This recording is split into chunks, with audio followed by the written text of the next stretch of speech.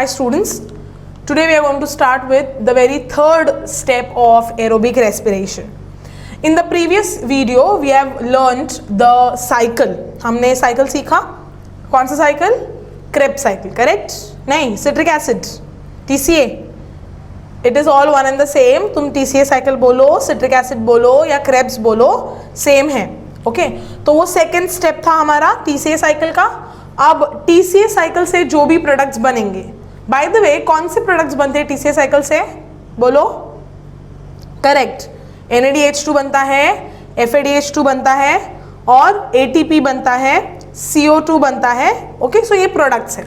अब ये सारे प्रोडक्ट्स कहाँ पे एंटर होने वाले हैं?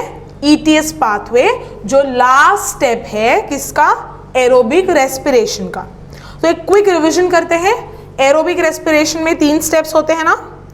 कौन से? करेक्ट, बोलो. हाँ, ग्लाइकोलाइसिस, फिर second is TCA cycle and third is ETS pathway. हमने कौन से स्टेप्स क्लियर कर लिए हैं? Glycolysis we have cleared. Glycolysis में glucose breaks to form pyruvate. Pyruvate directly TCA में एंटर नहीं कर सकता, इसीलिए pyruvate gets converted to acetyl coenzyme A. Acetyl coenzyme A बनकर फिर वो TCA साइकिल में एंटर करता है. उस प्रोसेस को एसिटाइलेशन कहते हैं. Then acetyl CoA enters into TCA cycle. 2 turns, correct, 2 turn cycle takes rotation. Then we can say 1 cycle is been completed.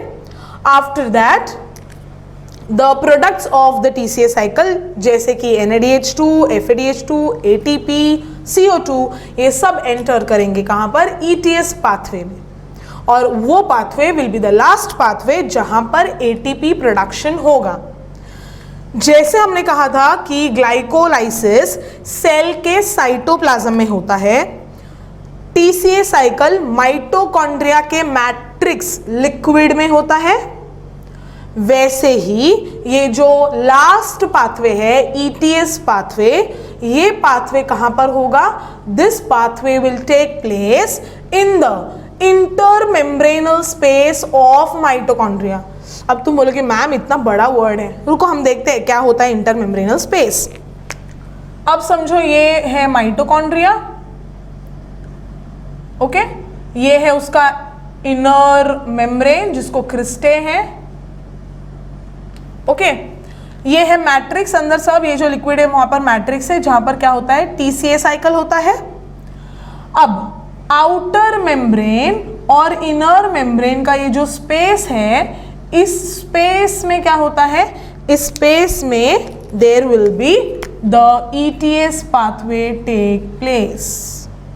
So inter membranal space, outer और inner membrane के बीच का जो स्पेस है वहां पर होता है ETS pathway.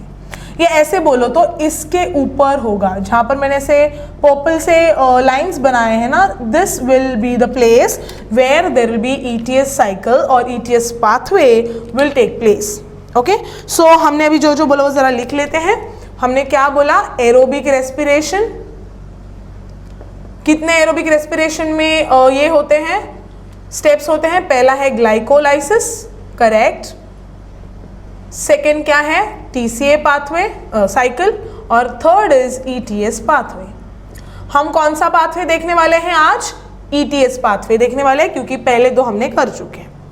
Now ETS pathway, if you'll see very properly, then it will take place in. कहाँ पर होगा ये? ETS pathway कहाँ पर होता है? It will be in intermembranal space. मतलब दोनों मेम्ब्रेन के बीच का जो स्पेस होता है वहां पर होगा ETS pathway. So it will take place in intermembranal space of किसके स्पेस में? माइटोकॉन्ड्रिया के इंटर मेम्ब्रेनल स्पेस में होगा. Okay so it take place in inter membranal space of mitochondria. ETS pathway है क्या? पहले फुल फॉर्म तो सुनो, ETS क्या होता है. देखो ETS को हम ETC पाथवे भी बोल सकते हैं, तो तुम ETC याद रख सकते हो ना, एक्सेट्रा वाला ETC. ETS मतलब इलेक्ट्रॉन ट्रांसपोर्ट सिस्टम. क्या है वो? इलेक्ट्रॉन ट्रांसपोर्ट सिस्टम, या तो फिर इसे कहते हैं इलेक्ट्रॉन ट्रांसपोर्ट चेन।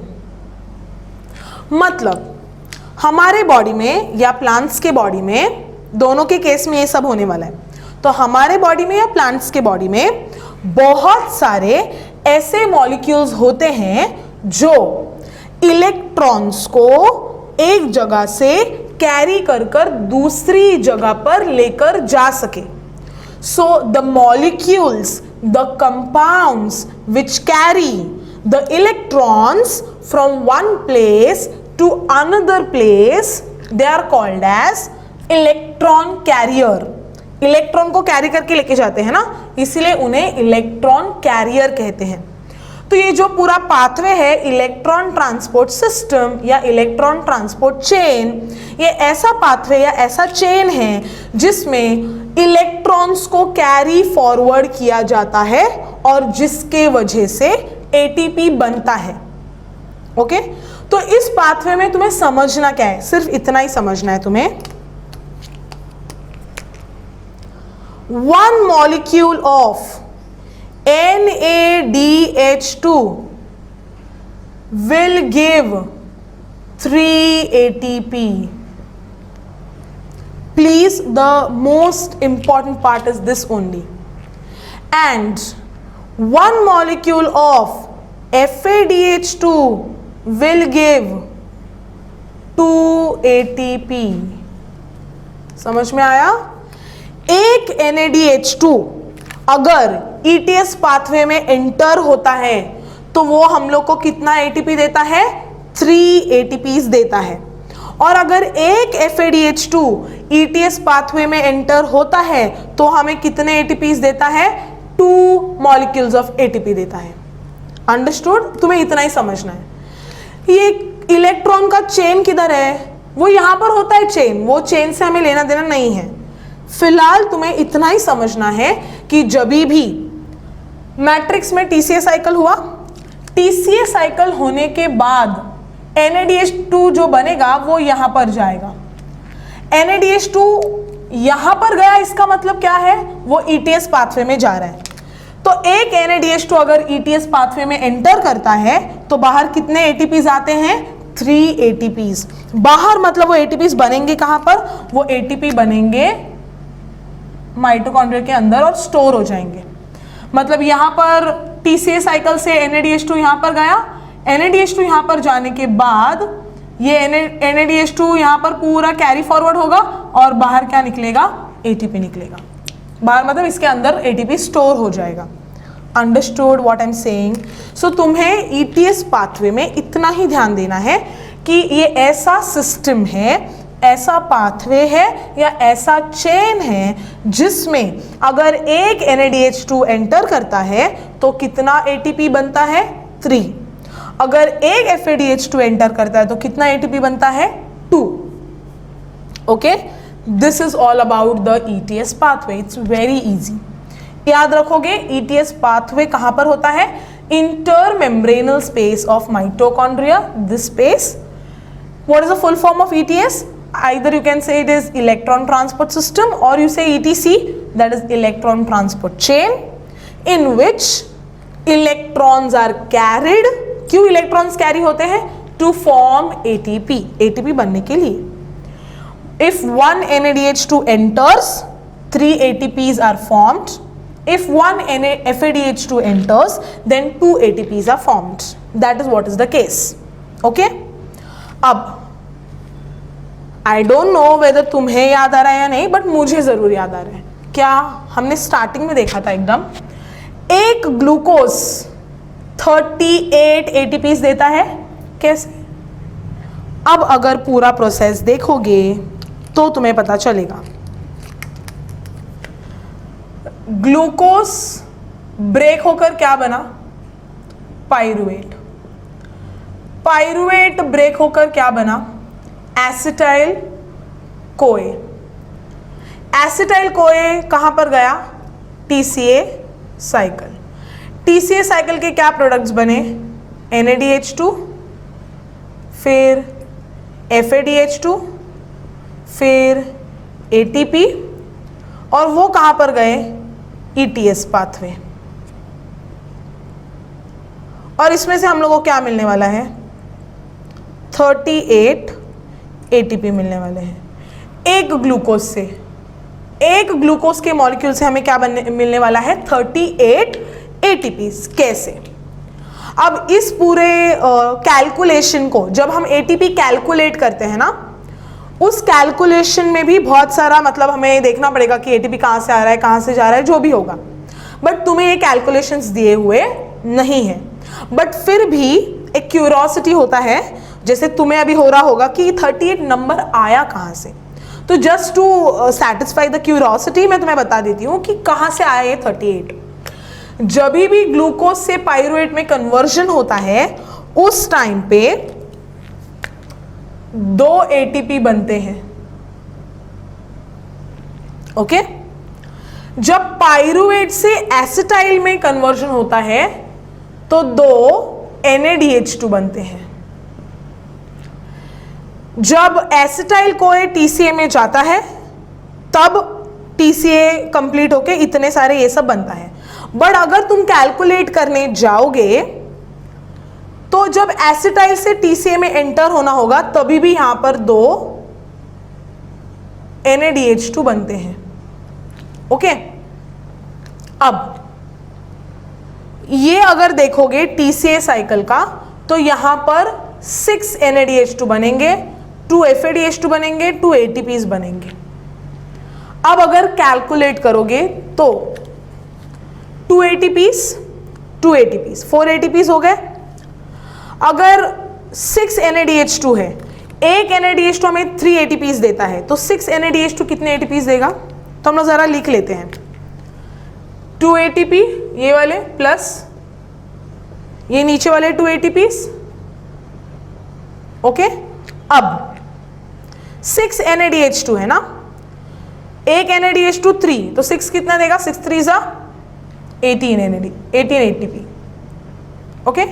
फिर 2 FADH2 है, एक FADH2 2 देता है, मतलब 2 कितने देगा? 2 2 जा 4 ATP। ओके? फिर यहां पर 2 NADH2 है, तो एक NADH2 3, तो 2 NADH2 कितने देगा? 6 ATP। ओके? अब टोटल करो, this will B 20, this will B 30, this will B 32 plus ये 2 NADH2 भी यहां पर है, तो वो 6, ये भूल गए थे ना हम, ठीक है? तो अब टोटल करोगे तो 38 ATP। ये 2 ATP, ये नीचे के 2 ATPs, 6 NADH2 के 18 ATP, 2 FADH2 के 4 ATPs और ये 2 NADH2 के 6 ATPs। तो अगर पूरा कैलकुलेशन करोगे तो here will be the 38 ATP molecules formed. Understood? This calculation तुम लोग को they have not given, तुम्हें नहीं दिया है, बट जस्ट देखो तुम लोग को ऐसा क्यूरोसिटी हो रहा होगा कि क्यों मैम ने बोला 38 ही, 38 आया कहाँ से? तो ये सब कैलकुलेशन करने पे मिलता है 38। मतलब एक ग्लूकोज इतने सारे स्टेप्स से पार होने के बाद तुम्हें कितने एटीपीज देगा? 38 एटीपीज देगा। अंडरस्टूड? गुड। तो this was all about the aerobic respiration. यहां पर हमारा एरोबिक रेस्पिरेशन खत्म होता है।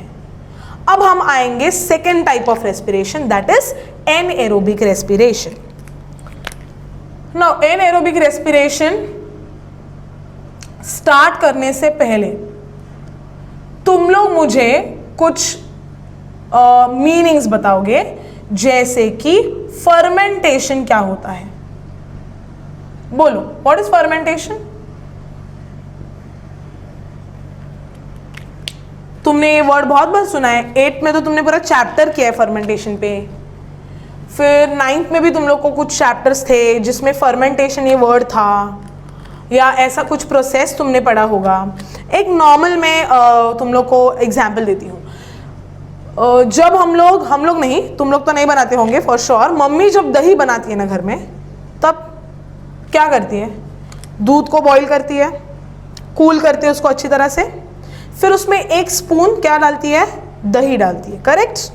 और 1 स्पून दही डालने के बाद उसको ऐसे ही रखती है। आफ्टर 2 days और 1.5 days वो किस में कन्वर्ट हो जाता है, पूरा दूध का वो जो बोल है वो किस में कन्वर्ट हो जाएगा, दही में कन्वर्ट हो जाएगा। क्यों ऐसा क्या होता है दही डालने के वजह से कि पूरा दूध दही में कन्वर्ट हो जाता है? इट इज बिकॉज जब तुम दही डालते हो तो दही के अंदर एक बैक्टीरिया होता है जिसका नाम है लैक्टोबैसिलाई बैक्टीरिया। अब ये जो लैक्टोबैसिलाई बैक्टीरिया है इसके ही वजह से कुछ तो दूध में ऐसा होता है जिसके वजह से वो पूरा दही में कन्वर्ट हो जाता है। क्यों, लेकिन ऐसा कैसे?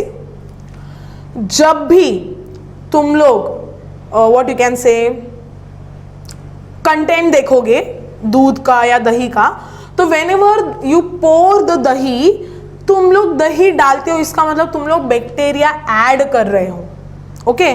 और जब भी तुम लोग बैक्टीरिया ऐड करोगे उस टाइम पे, जब बैक्टीरिया ऐड करोगे तो बैक्टीरिया दूध में जाने के बाद खुद का मल्टीप्लिकेशन करेगा। कैसे करेगा? उसको एनर्जी चाहिए मल्टीप्लिकेशन करने के लिए, तो दूध के अंदर जो भी शुगर होगा, लैक्टोस, ग्लूकोज, गैलेक्टोस, जो भी शुगर होगा उस शुगर को ब्रेक करेगा, ओके, सिंपल फॉर्म में कन्वर्ट करेगा। जब वो शुगर को ब्रेक करके सिंपल फॉर्म में कन्वर्ट करेगा उस टाइम पर एटीपी बनेगा। जब एटीपी बनेगा तो उसको एनर्जी मिल जाएगा। जब एनर्जी मिल जाएगा तब वो क्या करेगा, खुद का रिप्रोडक्शन करेगा और नंबर बढ़ा देगा। वापस ब्रेक डाउन करेगा, वापस नंबर बढ़ाएगा, ब्रेक डाउन करेगा, नंबर बढ़ाएगा। तो उससे पूरा क्या होगा, जब ग्लूकोज को ब्रेक करोगे और सिंपल में कन्वर्ट करोगे तो जो मिल्क होगा, जो लिक्विड फॉर्म में होगा, वो धीरे धीरे सेपरेट होने लगेगा। और मिल्क में 2 प्रोटीन्स होते हैं, एक वे प्रोटीन होता है, एक मिल्क प्रोटीन होता है। तो जो वे प्रोटीन है वो पानी जैसा होता है, जो मिल्क प्रोटीन है वो एकदम what you can say thick होता है बहुत। तो सारा मिल्क प्रोटीन एक तरफ आ जाता है और एकदम थिक मटेरियल बन जाता है, व्हाइट कलर का जो दही होता है। और कभी देखा होगा तुमने, दही के ऊपर एक पानी का लेयर होता है, वो पानी का लेयर होता है वे प्रोटीन। तो वे प्रोटीन और जो ये है मिल्क प्रोटीन है वो अलग अलग हो जाता है ब्रेक होने के वजह से। मतलब इन शॉर्ट अगर बोलूं तो बैक्टीरिया कर क्या रहा है, बैक्टीरिया तो खुद का फायदा देख रहा है। बैक्टीरिया को थोड़ी हमने बोला है कि बाबा मुझे दूध का दही बना के दे, ऐसा थोड़ी ना बोल सकते हैं। बैक्टीरिया को खुद का फायदा है, क्या, खुद का नंबर बढ़ रहा है, रिप्रोडक्शन कर रहा है वो, फिर उसको एनर्जी भी मिल रही है because of the breakdown, okay. और हम लोग को इन टर्न क्या मिल रहा है, दूध से दही मिल रहा है। अंडरस्टूड? इसको ही बोलते हैं फर्मेंटेशन। उसको ही क्या बोलेंगे, एनएरोबिक रेस्पिरेशन। मतलब बैक्टीरिया कर क्या रहा है वहां पर, एनएरोबिक रेस्पिरेशन कर रहा है। So fermentation and anaerobic respiration is one and the same. इसका दूसरा एग्जांपल भी देती हूं, उससे पहले एक छोटा और एक टॉपिक बोलती हूं। अब जैसे हमने एरोबिक रेस्पिरेशन पढ़ा ना, यहां पर हमेशा हम लोग क्या ब्रेक कर रहे हैं, ग्लूकोज ब्रेक कर रहे हैं। ग्लूकोज मतलब क्या होता है, कार्बोहाइड्रेट्स, करेक्ट। ऐसा है क्या कि कार्बोहाइड्रेट्स जब ब्रेक होते हैं तो हमें 38 एटीपीज मिलते हैं, करेक्ट। बट क्या मैं 365 डेज बचपन से अभी तक सिर्फ कार्बोहाइड्रेट ही खा रही हूं? नहीं, मैंने बहुत सारे प्रोटीन्स भी खाए हैं, फैट्स भी खाए हैं, बहुत सारे विटामिन मिनरल सब कुछ खाया है। तो क्या सिर्फ मुझे कार्बोहाइड्रेट से ही एटीपी मिलता है क्या?